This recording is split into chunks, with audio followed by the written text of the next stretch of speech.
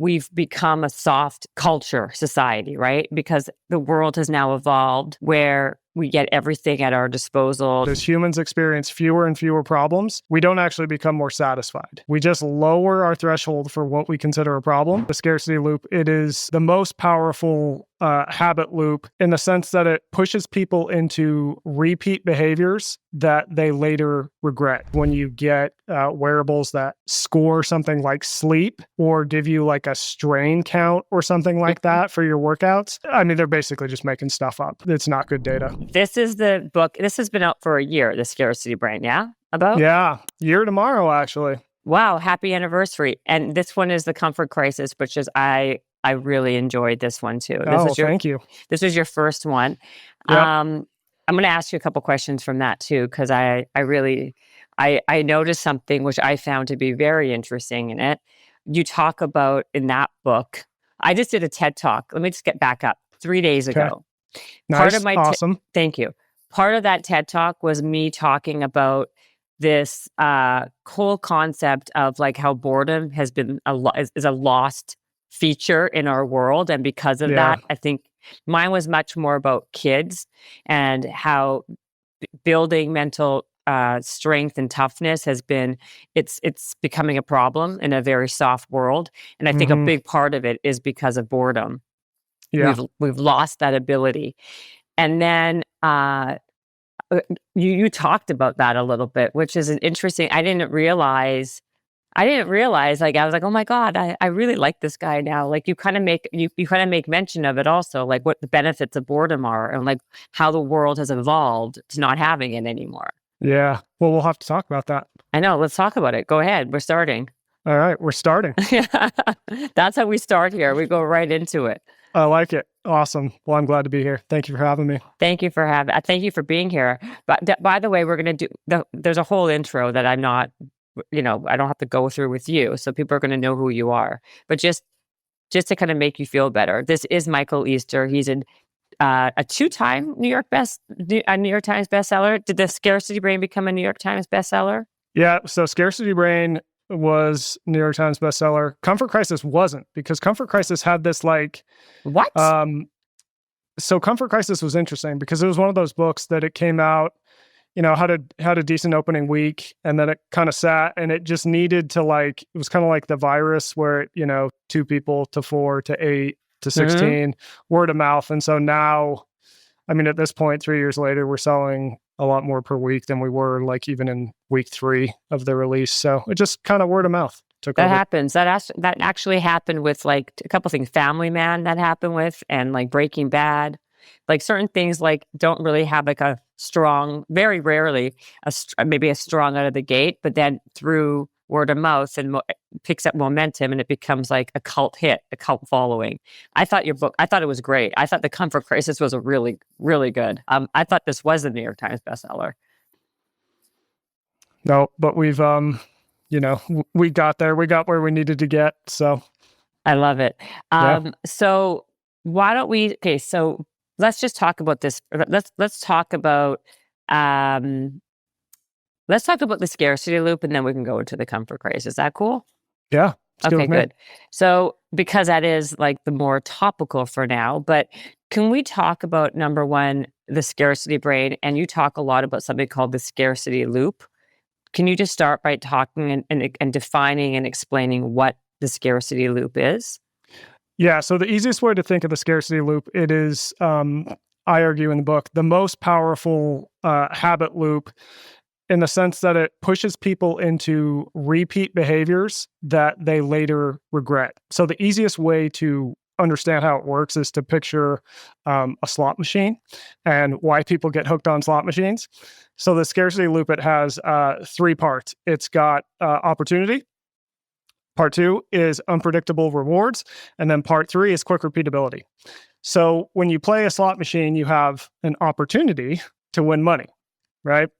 But 2, unpredictable rewards, you don't know when you're going to win money or if you're going to win money, right? Any random game you play on a slot machine, you could lose, you could win like $1, or you could win thousands of dollars, right? There's this insane range of possibilities that can happen from this one behavior. And then 3, quick repeatability, once you finish a game, you can play over, right? And so people play over and over and over. So I live in Las Vegas, which was really kind of the impetus for me to start thinking about this loop, just watching people play slot machines all day long. Because when you look at that behavior, you're like, that doesn't make any damn sense, right? It's like Yeah. everyone knows the house always wins in the long run, yet people keep repeating and repeating the behavior. And it's simply because that three-part system is incredibly powerful at grabbing people's attention and incentivizing this repeat behavior that is fun in the short term, but is detrimental in the long run. Now, the reason that it's important is, people are probably listening to this going like, I don't play slot machines. Why do I care? The reason this is important is that this three-part system, it really got sort of revived and put at scale in slot machines in Las Vegas in the 1980s. And then a lot of other industries saw that people would play these machines and lose money. And the casino industry is making billions of dollars off this thing. And they go, okay, well, how do we do that? What is that? How do we do that? And so now you see this three-part scarcity loop being put in a lot of mobile technology. So I would argue that if the average listener wants to pull out their phone and look at their most used apps, I guarantee most of them are going to be using this loop. So think of social media. It's like you have an opportunity to get a like, a comment, to see something entertaining, but you don't know how many likes you're going to get if you post, right? It could be one or two and you're like, that sucks. That's a loss. Or you could go viral. It's like, oh my God, my life changed. And then you check and recheck, right? It's in dating apps. It's the sort of swipe. Am I going to get a hit? But it's also in the rise of sports betting on cell phones. It's just been placed in so many different areas in our life that we often lose our time, resources, and attention to. It's even put in shopping. So like online shopping is really leveraging the loop to get people to buy more stuff they don't need. Yeah, so is it that companies really understand the schedule? Like, how is it that is it like, so if they understand that loop, then they have technology that's based around creating, like, basically working on the human psychology of at what point do people get anxious if they don't look at something or do something? Is it like, is there a particular speed? Is there a particular, what is that? Like, what is the actual preciseness, precision that, is it the same with the algorithm and it is with slot machines? Because what I found interesting, and you talk about this, is like the slot machine, when it was a handle versus when it was a digital form, when it became digital, you just press a button, the amount of usage for slot machines like skyrocketed. Yeah, it went. So the average slot player went from playing 400 games an hour on the handled machines, because it's slower, right? You got to pull this clunky handle, to playing about 900 games an hour when you could just hit this button repeatedly. So basically doubled. So yeah, the three things that it needs is the person has to get something that's of value to them, first of all.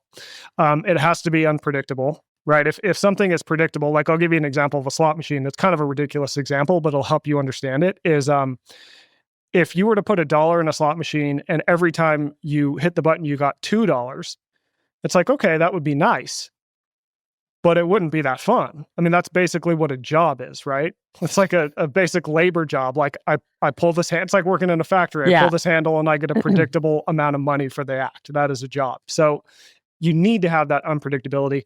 And then third, to your point, the faster you can deliver and repeat the behavior, the more likely someone is to get hooked on it. So for example, like buying a house, that has a certain amount of unpredictability too, right? If you're looking at it as an investment. But no one gets hooked on buying houses because, you're going to own the house for like 10 years. True. So you need the speed. The faster, basically as a general rule, the faster you can repeat behavior that you get something good from, the more likely you are to repeat it. I guess that's isn't that like a dopamine hit though? Yeah, it's like, so dopamine sort of is the wanting element of it, makes you want to do the behavior. And then there's a different system that delivers the reward. That's called the liking system. And so like it's crazy. Like even like, have you heard of a company called Rakuten? I have heard of them, but I don't know a ton about them. Tell me. Okay, well, it's like these companies that now are like these you like if you're online shopping and you can save money for every dollar you buy, Hmm. right? They also call it like there's been a ton of like funny like memes on like it's called like girl math, right? Like, oh, like I just got $7 because I spent $700. So I made $7, because they Right. say whatever you buy today, lucky day, you're gonna get 10% back of whatever you buy. So Yeah. people that end up buying so much thinking that they're actually making money, but you're Right. actually not making any money. You're losing money because you're spending all this money. Totally. You know what I mean? And it's like this like crazy Jedi mind trick that they do on you Hmm. where and it's kind of similar with slot machines, right? Because you put $1 in, eventually you get a quarter back and you think, "Oh my god, I'm making money now," right? Yeah. Even though you've lost like 20 bucks, Exactly. It's still exciting. Yeah. So I'll say two things about that. One is there's another website and app called Temu, Okay. and it's this like direct buy from China website. That site is like the crystal meth of shopping. It's like you go on the site and you Write that get down. literally this wheel like you would see in a casino where you spin it and that determines your discount. Sometimes they'll even pop up with a slot machine where you play it and then it tells you, oh, you're going to get this discount. And it's also on a timer. So that incentivizes speed. They're like, you're going to get this free gift, but you got to buy something within 5 minutes. So now it's like the speed is on. It is just like, it's out of control. It's completely ridiculous, but it works. Like this company went from nothing to like being this giant online retailer. Oh my god, it's so brilliant though because and by the way, I'm a victim of it too. Even though I know better, and I don't and I know that it's all playing on a certain psychosis or psychological human behavior. I still do it. It's also they used to have like scratch and save days. When you go to a store and like Oh whatever yeah. you scratch, like today 10%, and like oh wow, so they end up buying the whole store thinking, or Costco. Think about Costco, Oh right? yeah. Like Costco's good with this. Costco's amazing with it. And so I guess my question to you is like, if we know better, right? Like this becomes a whole big existential thing. Like, why do we do behaviors that we know otherwise? Like we know we're doing things that we know are otherwise not good for us or not necessary, but we still pursue it. Why is this? Yeah. Okay. So I don't think people do anything that is completely irrational. There's always some benefit we get from these behaviors. So take buying stuff. That's fun as hell in the short term. You're Yeah. like, oh, this is great. I just scratched off 20%. I'm going around the store. I'm throwing stuff in my shopping cart. I'm like, I'm going to look amazing in this. Everyone's going to love me. You buy it. You're like, oh God, that was so much fun. And then you get home though, and you're like, why did I do that? So the point I'm trying to make is that we often, when we get ourselves in trouble, is that we choose these sort of short-term rewards at the expense of long-term growth, long-term good decision making. Like we're very much wired to look to the short term for satisfaction. And part of what I argue, a lot of my work looks into sort of the bigger why we do that. And I think a lot of these sort of quirks that we have today, I think they go back to evolution and how in the past, to survive, you just had to do the next thing that was going to get you a benefit, right? We like, it didn't make sense to think long term in the past. Like you were just trying to survive, you're trying to get food, you're trying to keep your kids alive, you're trying to procreate. Like you just needed to do the next thing that was going to give you a reward. And in today's age, with all the opportunities we have to have fun in the short term, I think that's not always a thing that leads us into long-term places we want to be.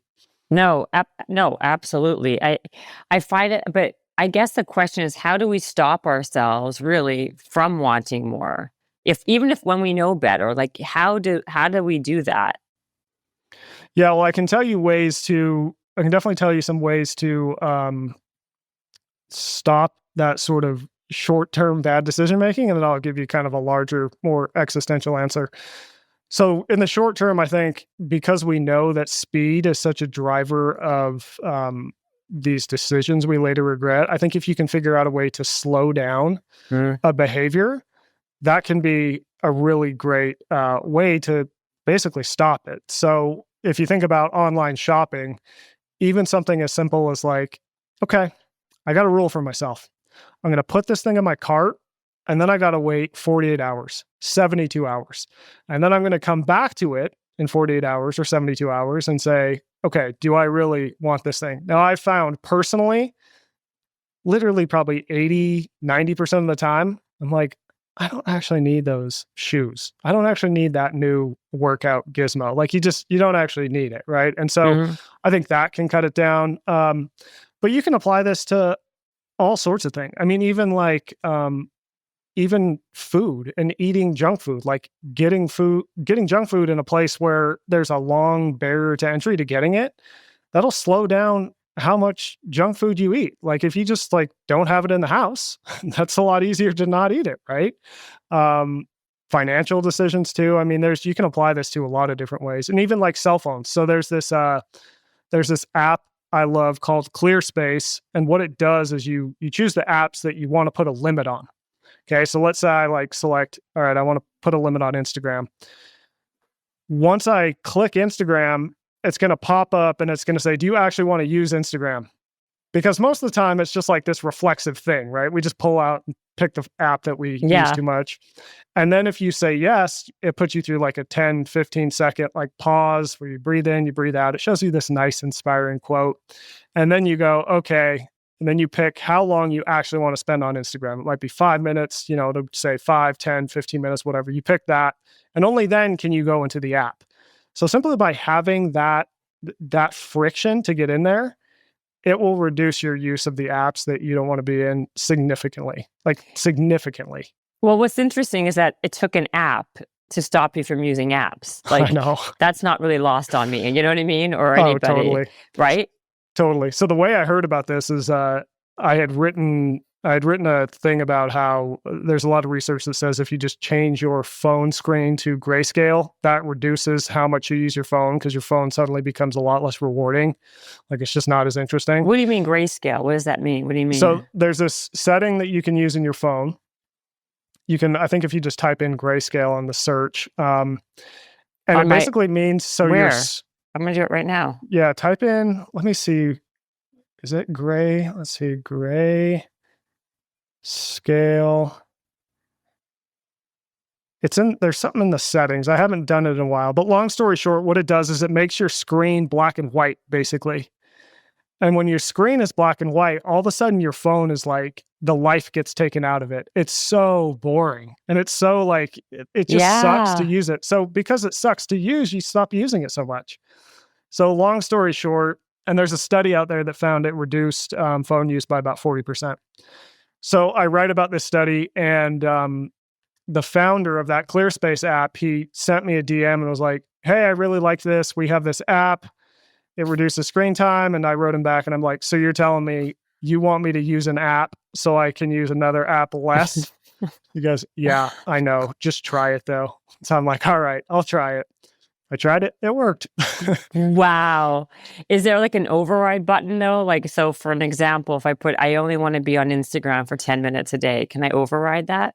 Yeah, you can go into the app and you can say, I don't want any limits today. Like if you're just like, you know what, today's a day that I just want to go off the rails on Instagram. I want to binge. I want to go crazy. That defeats the whole purpose though.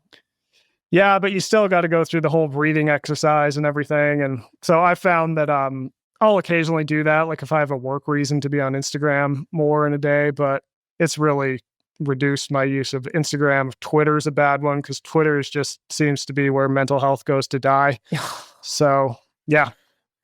I find, by the way, I want to make two comments. Number one, 100%, I think social media is where mental health goes to die for so many reasons, right? Because there's a lot of problems on all of it. But more than anything, the biggest problem is people are just it's just increasing and impacting mental health and loneliness. I mean, people now don't even know how to socialize, or they don't want to socialize because they have faux friends that they think are their friends if they're on Instagram or looking at Twitter, and they have these fights. So I think overall it's crazy. But I think that the other thing that you said was really true and interesting is a lot of things in life. If you just like take a second and slow down, or like have like some kind of barrier where you have to, think again before you act, typically a lot of times that's enough to not do that act, right? Yeah, totally. And that's what that could be with like food eating. It could be with, consuming anything, right? Like any kind of addiction. Because, Yeah, right? Like, absolutely. Even I mean, literally even drug addiction. If you can slow down the delivery, that leads people, like, addiction rates go down. I mean, like I think that grayscale thing is a really interesting like stat that I've never really heard of before. Yeah, I'll send you a link. So I wrote about it on my newsletter. I'll send you a link to the post. It's called 2%. And so I'll send you a link to that. That'll give you all the details. Yeah, that's your newsletter, right? I know. I meant to sign up for it and I haven't yet, but can you give me some other things like that? That's a really good one. Turning your phone to grayscale. Do you have anything else that you want to like, or you can share that are things that maybe that people haven't heard of that can help them with all that stuff, like helping them with like reducing social media or helping them like get into the moment where they can rethink or anything like that's a really good one. I love that. Yeah, well, I think a lot of it goes back to finding pauses. I gave you the one about food. I gave you the one about shopping. Gave you the one about cell phones. What's that app called that you said? Clear Space? Clear Space. Yep, Okay. it's great. It's great. We actually did, through my newsletter, we did a Clear Space challenge. I think it was in April, where everyone went on the app and there was like a competition of who could use the apps they had banned the least. And it was awesome. So many people are like, I downloaded this just because I wanted to win the prize, and it has totally changed my relationship with my phone. It's been awesome. So That is amazing, because I think the phone has been like the bane of everybody's existence. totally. I mean, it is unbelievable. In fact, the other okay, well, I wanted you to talk about that. Well, I wanted to talk about predictability for a second, right? To go back to what you're saying, like, can you talk first of all about something that you talk about called in the pigeon story, and then I'll tell you why I want to talk about predictability.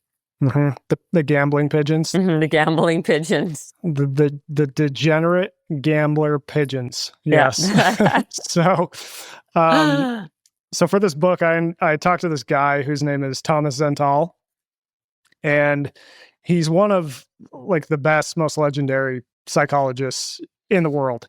So this guy started doing his research like back in the 60s.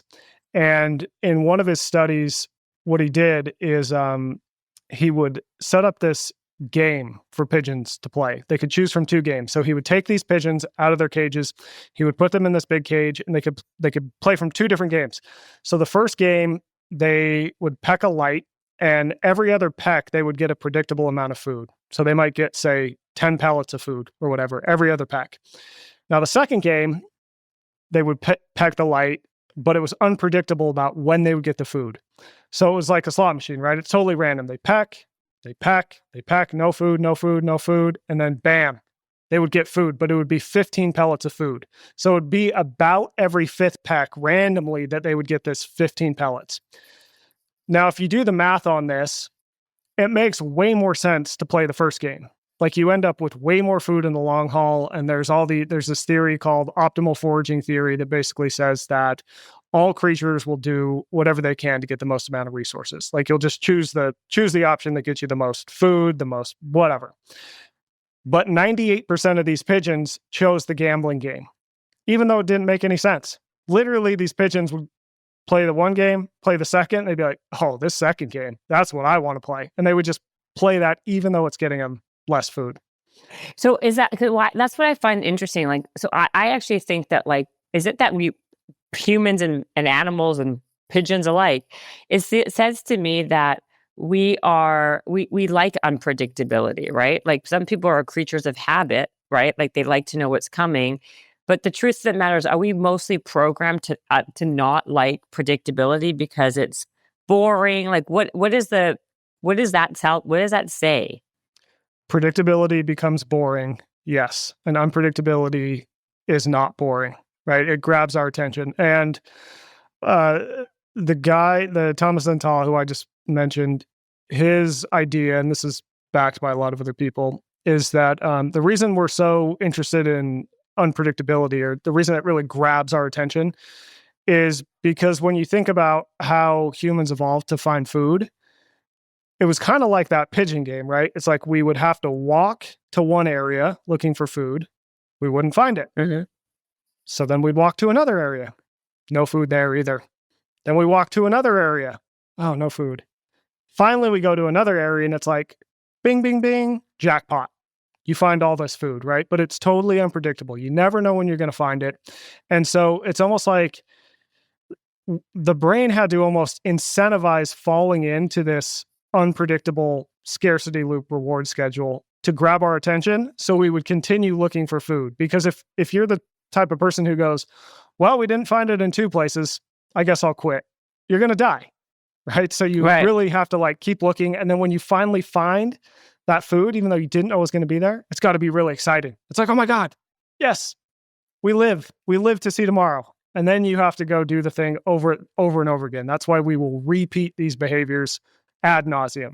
See, I guess my question also, my curiosity is about how I think that we've become a soft culture society, right? Because the world has now evolved where we get everything at our disposal. Not everything's easy. We got like people are now conditioned to do the easy things, right? Like food, we can find food everywhere.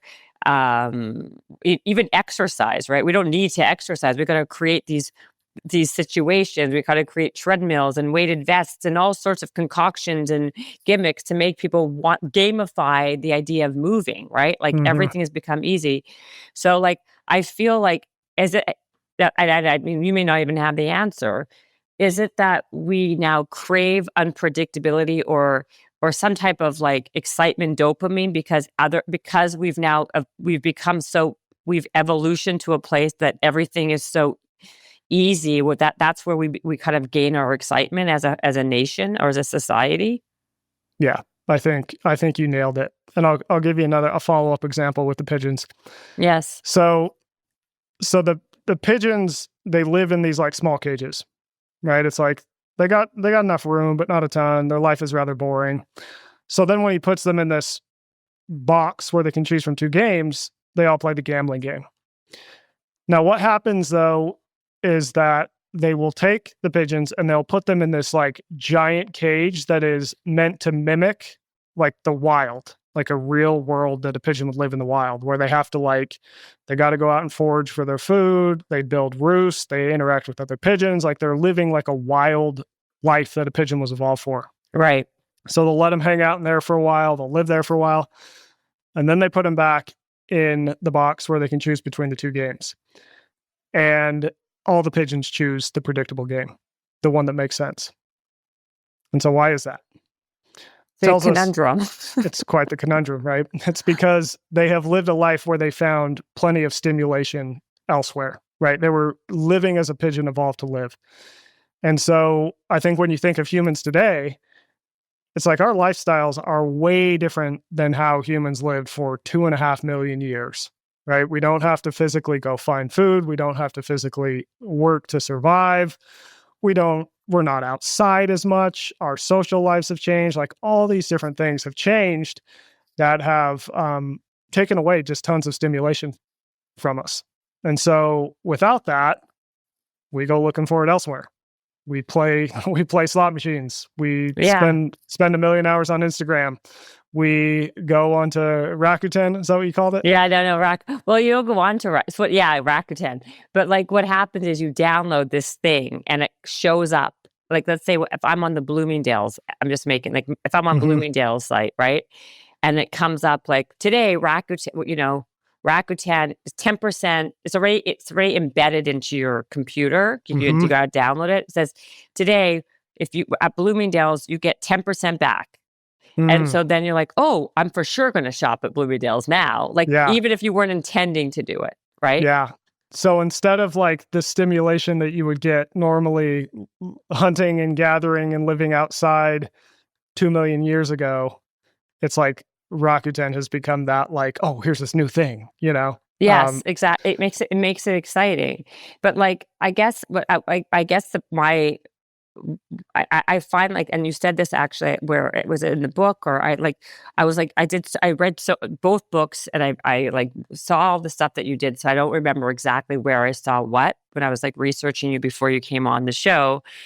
But it's like it was also the fact that, like you were saying, like even when you don't have problems, like the more minimal your problems are, Mhm. you actually like it's part of the nature now where we create problems, or like our baseline for what is even a problem becomes lower Yeah. because we need to create this excitement, this because it's like so scarce in our world, in our life right now. Yeah. So this is I wrote about this in the Comfort Crisis. Oh, is There's it the this comfort crisis? I'm telling you, I found a lot of stuff in that comfort crisis. I love.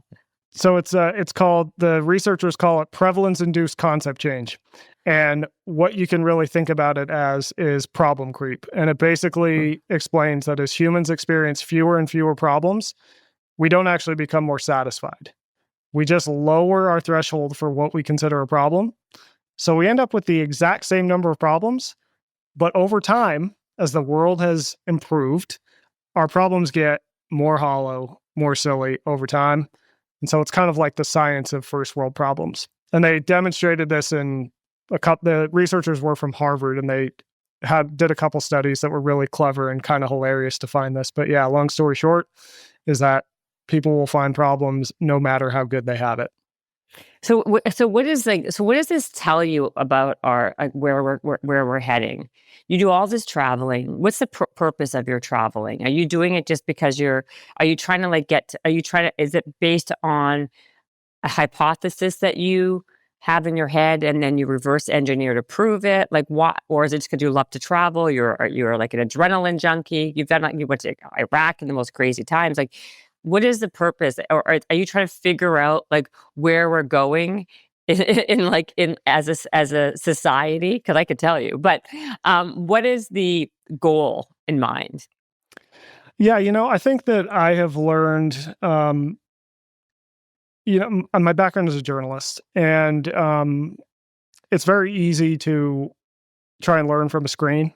Like I could read a bunch of studies and anecdotes and whatever, but I've always found that I get the most interesting stuff, the most true stuff, and also stuff that like you wouldn't expect. Like I've had things that I totally believe to be true, totally reversed because I went to the actual source looking for the information.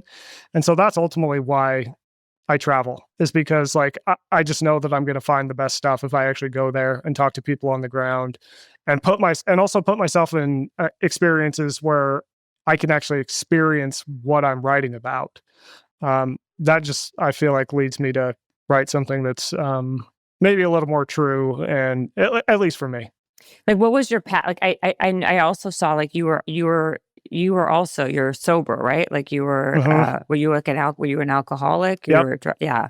When did you get sober? I got sober almost 10 years ago. Oh, so that's not that long ago. No, not super long ago. Yeah, I was 28. I'm 37 now. So yeah, I got sober when I was 28, and I think this actually kind of goes into the whole back to the pigeons in the cages thing. Is like at the time I had this job that was, was kind of like, yeah, whatever. It wasn't that fulfilling to me. And I've always been someone, you kind of alluded to this, but I've always kind of been someone who likes to go out, learn things, kind of explore the edges. I'm drawn to like intense experiences.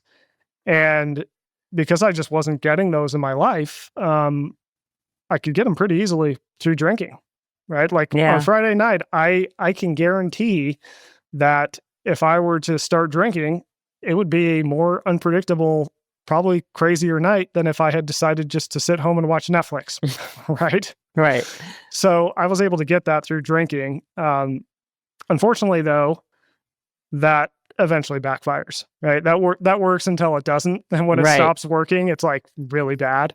Um, so part of me getting sober was, one, having to unpack, okay, well, why did you drink like that in the first place?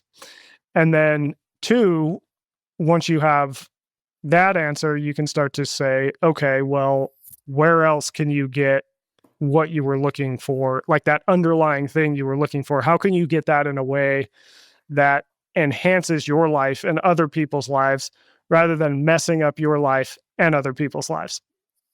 Wow. So then what's your next thing? Like like, because I think that both of your books, like they dovetail nicely. Like there's like a lot of synergies between them. Mhm.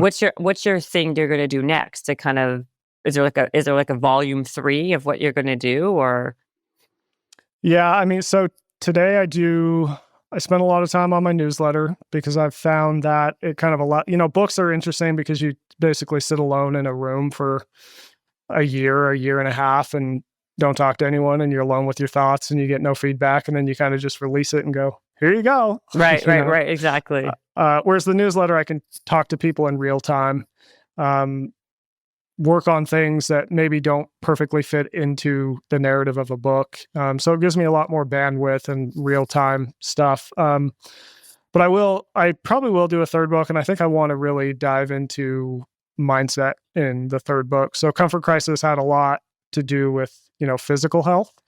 But I kind of want to look at how this idea of the comfort crisis is impacting mindset and resilience and stress tolerance and things like that. So that'll probably be the third book. How so let's talk about comfort crisis for a second because you say that's, I loved it. But one more question with scarcity for a second because Mhm. I heard another great thing that you were mentioning about how you were working with another psychologist and about some guy about a Lego program or Oh, yeah. thing. And yeah, it's one of these things. What I like about your work is that when I was reading it, it's like sometimes common sense isn't so common, right? We try to like find these complicated reasonings for all these for like sometimes the simplest thing, right? Like you're talking about like people are constantly adding and adding, but really like if you really look at it, it's the things that have the best solutions is when you actually subtract and take away. Yeah, And it's so exactly. true. Yeah, I'm going to tell you the whole story because I think it's an amazing story. Yeah. So it starts with this researcher whose name's Leidy Klotz, and he's like this top of the world engineering researcher, basically, one of the best in the field. And he's playing Legos with his son, and his son is 3 years old. The kid's name is Ezra, and they're building this Lego bridge. So they build these two pillars, and then they build the span, and they connect the two pillars to the span, and they realize they have screwed this thing up. So that one pillar is taller than the other. So the span is like scawampus. It's at an angle, right? So our Mr. PhD Smarty Pants engineer, he's like, oh, I got the fix for this. So he turns around, he rifles through the bin of Legos, and then he turns back around with the Legos, and he realizes his son has solved the problem. So his 3-year-old son simply removed Legos from the taller pillar. So he fixed the problem, but he did it in a better way because it was more efficient. It used fewer resources. And so now they have more Legos that they can build this entire Lego city around the bridge, right? And he realizes, oh my God, like removing these Legos, it didn't even cross my mind to fix the problem. So what he does is he makes the bridge kind of scawampus again. He starts taking it around the university campus. Anytime he meets with other professors, he pulls out the two pillars and the span, throws some extra Legos on the table, and he goes, hey, fix this bridge.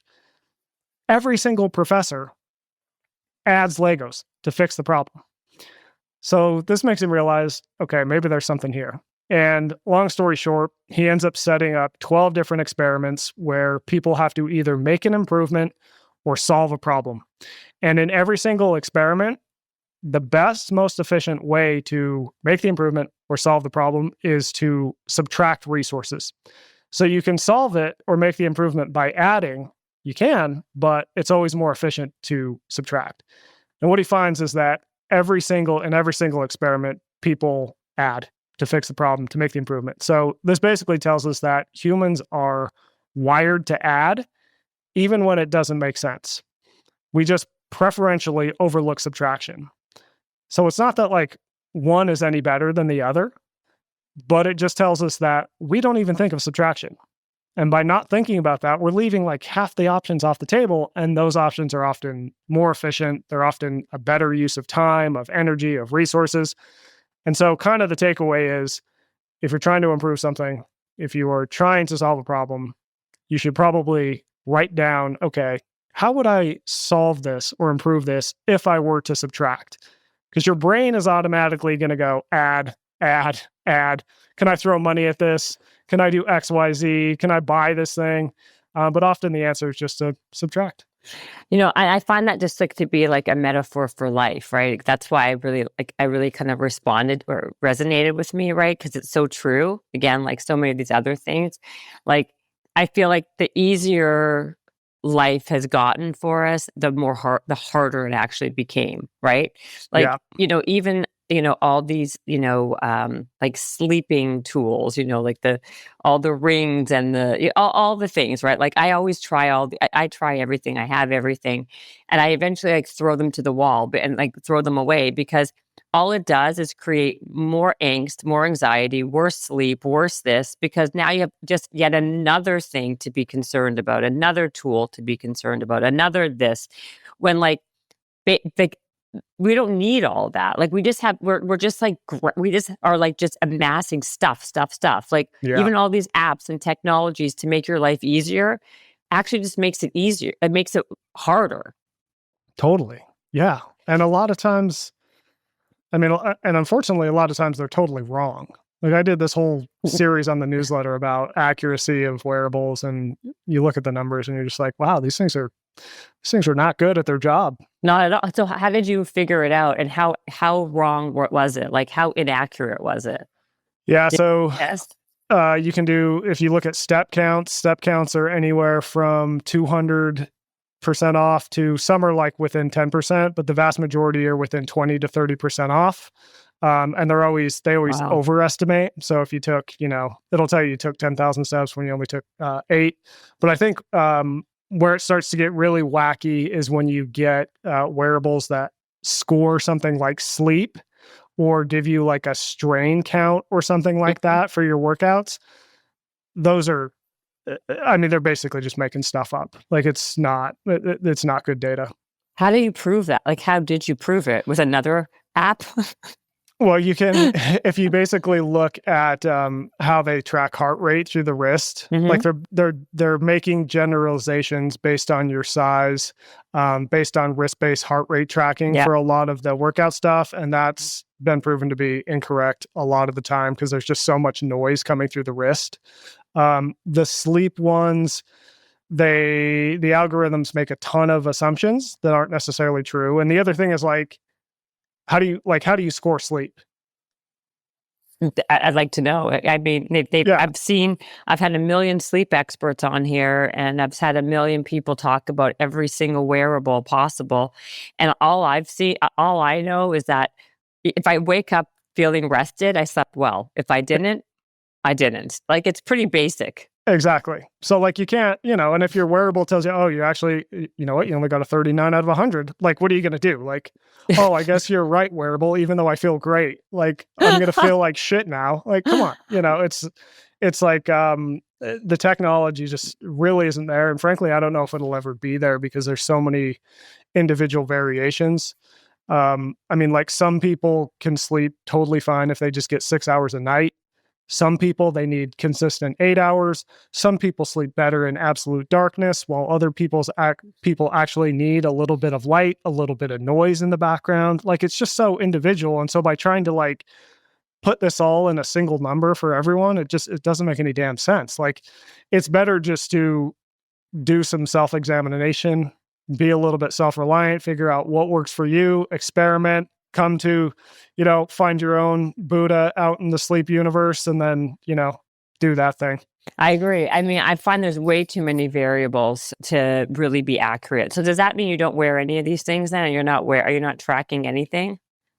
I'll track steps. Actually, the most accurate step counter you can buy is like a $20 pedometer off of Amazon. Yeah. You wear on your hip like your grandma probably wears when she mall walks. That's about the most accurate you can get. I'm at the point now where I kind of know did I get enough steps for the day? And that's good. I know if I worked out, like, there's a lot simpler ways to track this sort of thing that all come down to pen and paper, like we were doing before we got all these crazy tech devices. No, I know. Also, you know how I wear this weighted vest. I think you do too. I heard you talk about them too. By the Mhm. way, this is not like it's become like super trendy now. Like, I mean, everyone's like now rucking. But guess what? This has been around for many, many, many years, and now things kind of hit a trend or an uptick, and all of a sudden it's the latest and greatest thing. I mean, I just find it very interesting that like people need to like that's I guess this is the issue, right? Like we have to kind of like create like these these environments or these things where people are like tempted or interested in like moving their bodies versus because we've eliminated all these we've allowed people to become lazy. Really, that's basically what's happened. Yeah, we've engineered Engineered. exercise out of our life, really. And I mean, that's progress, right? But progress also has a price, Yeah, and no. we're paying it with our health for sure. I mean, what other things what else would you, what are your habits? Like, what do you do daily? I mean, you've seen it all, you do it all, you talk about it. Tell me the things that work best for you that you've seen. The pedometer on your hip, like your granny. Yeah. Yep, that's a good way to track your steps. I mean, I found, kind of going back to that subtraction idea, that less is probably more when it comes to what you're trying to accomplish. So, I mean, for me personally, it's like I have to get honest with myself and be like, what is your goal?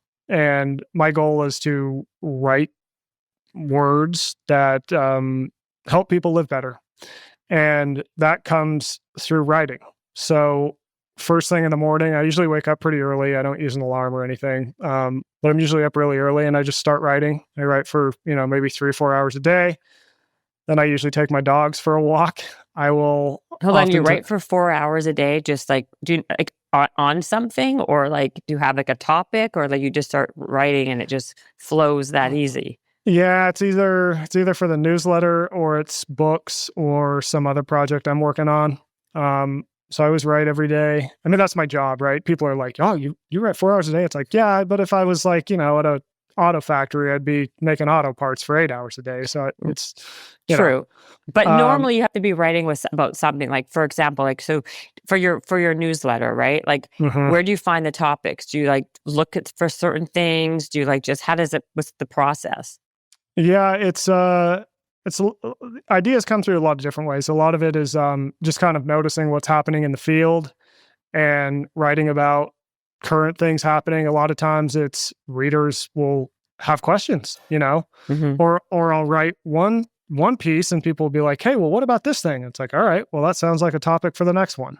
Right. Um, and luckily, I mean, and anytime I have an idea, I always write it down because ideas are like one of those things that they last for 5 seconds, and if you don't write them down, they're gone. Totally true.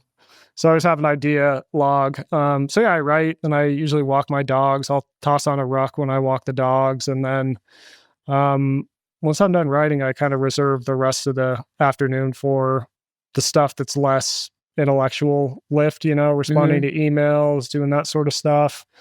I'll usually work out at some point before dinner, and then usually at night I'll like read, watch some series with my wife, whatever. We have this I don't like to talk about this publicly, but I'm going to. We love the Real Housewives series. I don't Um blame you for not wanting to talk about it. And I'm joking. yeah, Which one do you watch? Real Housewives of Salt Lake City. That is my jam. So I grew up north of Salt Lake City, and so I never watched this crap. And then they did a Salt Lake City one. I'm like, I'll watch the first episode. And I just got straight up hooked on that. Oh my God. Seriously? Yeah. Yep. Michael, I'm so surprised to hear you say that. You don't seem like the type. Yeah. I didn't think I was the type either, but here I am. I love so No, it's basically like your like it's just like your like guilty pleasure basically. yeah, that's my mental sludge. I do think it's probably good for people if you do a lot of intellectual heady work. Yeah. to offset that with something where you just don't have to think. So a lot of people will do like intellectual work all day and then they'll be like, you know what? I'm going to relax with like a really, really dense book.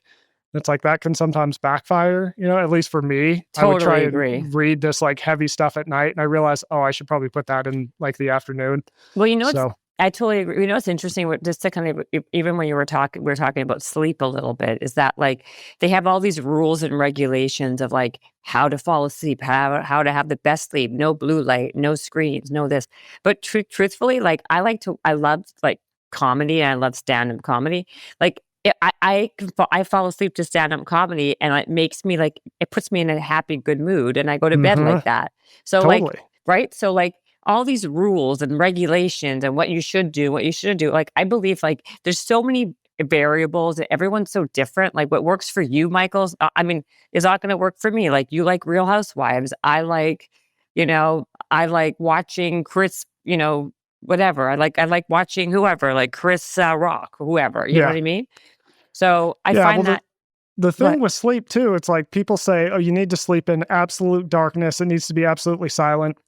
I can tell you that our species would have died off if that's what we required to sleep. Like people used to just sleep around the fire, which by the way is bright. There would right. be people snoring all the time. There's like the wilderness noises the whole time. Like if we couldn't sleep when it was kind of bright and kind of loud, like we just wouldn't be here. Like Well, people are fine. You'll figure it out. people are fine. So this is the thing, right? So this is why I really love this comfort crisis, whatever, and also the scarcity brain. Like I find like we've made our society so soft, where we have like to sleep now you got to do it in this position and in this darkness and at the temperature of 65, or else you're not gonna like. We're making people so fragile. Like Hmm. actually doing hard things or putting yourself like in a situation where you're going to be uncomfortable actually like builds a lot of like mental stamina and like doesn't make you such a snowflake. Yeah, totally. I like the word fragile you used. I mean, in general, I think the more you need in order to do something, the more fragile you are. Y- It's like you should be able to just do a thing without many resources. Like that's exactly what you're after. And a lot of this stuff borders on superstition. Like to me, you see all these crazy morning routines people have. They're like, Oh, I got to go through 11 steps before I can sit down and work. It's like, that to me is no different than a baseball player who stands on the mound and has to like tug their cap 3 times and then do some weird thing before they'll throw a pitch. Like it's no different. you know what? It's like it's being able to be malleable and flexible, and Yeah, we've in the world of wellness and health, in the guise of wellness and health, we've lost the ability to be healthy and totally. well, You right? nailed it. Like it's 100% what's happened. I mean, this podcast is called Habits and Hustle, right? So you can imagine I have everybody on here talking about their habits and their hustle. Some of these morning routines, by the way, also night routines, are so laborious. I don't even know how you have a job or a family because you're doing your morning routine until like 3 o'clock in the afternoon. Yep. Like I think it's also breeding a lot of like narcissism, right? Like I got to put myself in these situations to be, I got to do my sauna, my cold plunge. I got to meditate. I got to journal. I got to do my gratitude. I got to eat a piece of protein. Then I got to go work out and then I got to rock. And I'm like, do you work? Do you have like Yeah, any responsibilities or you're just routining all day? totally.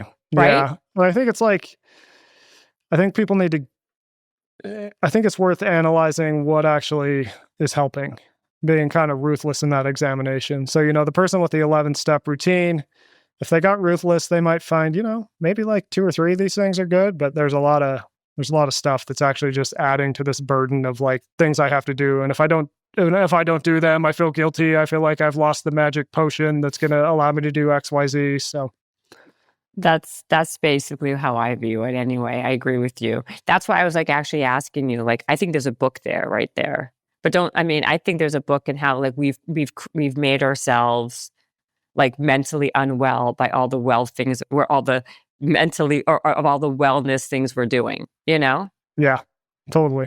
So don't steal my idea. No, I'm joking. I think you should. I think you should write it. But I know you're not feeling well. I know you have COVID, poor boy, and you still came on this podcast, and I really appreciate it. And maybe when you're in LA next, we can do it in person. I don't love doing these things online like this. It's kind of wonky for me, but Yeah, like we'll do it. That'd be awesome. I'd I'd love that. I would love to meet you in person. We can like dive deeper in both. But thank you so much for being on the show. I really appreciate it. I hope you feel better. Yeah, well, I'll be fine. This is like a tax that my job takes with all the travel. So Oh, it is what it is. my gosh. Well, God bless you. I love what you're doing. I think you've nailed it. And so I can't wait to see more of your stuff. And I'm also going to subscribe to your newsletter, which I meant to do. So Awesome. Well, I'll send you that grayscale one. don't forget. Do you have my email? No. Okay, I will get it off this. I will get it, and I definitely want you to send that to me. Yeah, we'll do. Sounds good. Thank you, Michael. I hope you feel better. I'll talk to you later. Yeah, thanks so much. It's great to be here. Yeah, thank you. Bye.